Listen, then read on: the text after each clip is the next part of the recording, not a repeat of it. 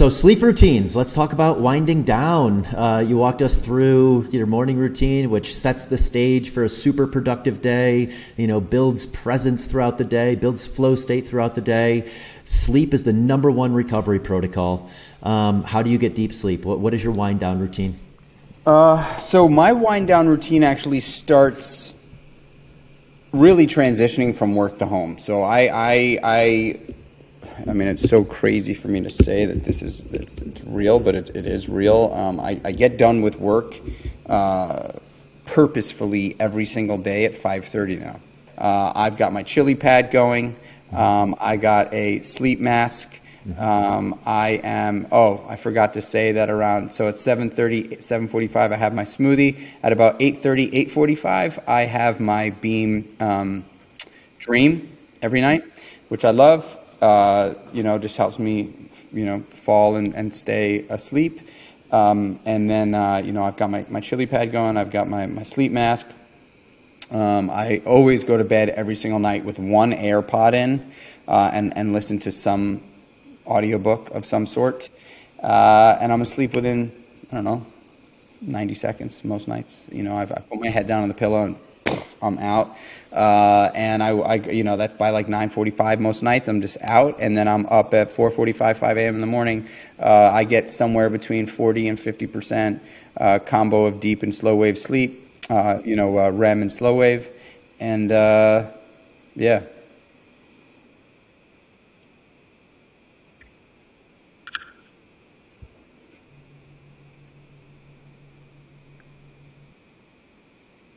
Stimulating environments late at night. So, being out at a late night party, highly engaged with lots of people, being super on, being at a club, something like that, which I haven't done in years, but any kind of highly stimulating environment where you're on, there's lights, there's loud music, that just rocks my sleep. And in also a good way or a bad way? Horrible way. Yeah, I can't sleep at all. I was like, whoa, wait a second, man. Am I missing something? No, it's horrible. Okay. Yeah, I mean, my routine is similar to yours, sans kids. But yeah, it's just spending time with Sarah, spending time with our friends, having dinner, a non-stimulating environment, deeply connecting with, a couple people. I find that is the best way to set yourself up for deep sleep. And then, like you said, a cool, dark environment, earplugs if you're in a city or if there's noise around you. I've been wearing earplugs for 10 to 12 years. I do Beam Dream, teaspoon of honey. We've had this conversation where I found just putting a teaspoon of honey in also quiets my mind at night. Magnesium quiets my mind at night. I think a lot of getting good sleep is being able to quiet your mind, after a highly stimulating day, reducing your cortisol levels and setting yourself up for that rest and digest mode. Yep. I would love to say I know that I would probably get even better sleep if if 6 o'clock was my last meal of the day. But because of how much I train and because I don't typically start eating till around 10 o'clock, 11 o'clock in the morning, I do have that 7:30, 7:45 smoothie. I'm sure that if I didn't eat within 3 hours of sleep, I probably have even stronger sleep because I know that does weigh somewhat significantly on the quality of sleep, but it's too important to me. So yeah, same for me. I have a routine too of doing the Beam Dream at night. I'll sometimes snack on almond butter. We do our dinners a little bit later, probably closer to 7:30 is when we have dinner each night. And yeah, I find I operate better on lower calories throughout the day and then building my calories and having the big meal at night. And also like you, the first 2-3 meals of the day are on autopilot. They're the exact same things every day. They're generally smoothies, they're creatures of habit oats, they're eggs and turkey sausage. I very rarely stray before 6 p.m. in what I eat. It's the exact same things at the same times. And I look forward to it, just like you look forward to creatures of habit every single day.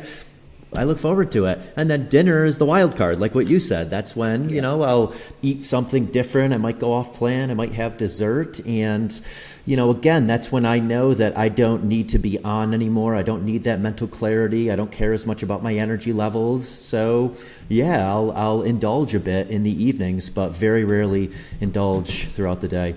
I'll also say one thing to that note, like wellness, health, is also indulging. Yeah. It's all like there is a, like there's a balance to better.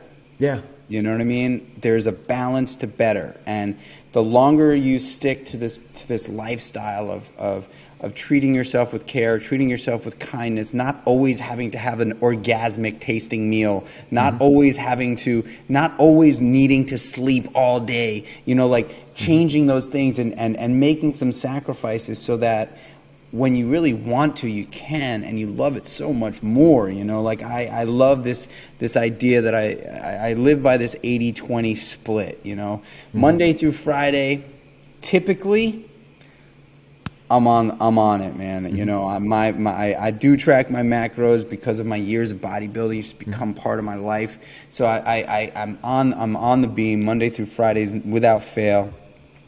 And then if I want to sleep till 6:30 in the morning, my household, everybody's up by 6:30. So like, there's no, like if I'm in bed at 6:30 in the morning, my sons are like pounding on me. But like on a Saturday or Sunday, if I want to give myself that freedom and not get up at 4:45 and be in the sun and be in the cold plunge, hang upside down, do whole, like I'm okay with it too. I'm like, all right, like this morning, like we started the conversation, man. I slept in, and it was I at first I was like, oh man, it like set my day off on the wrong foot.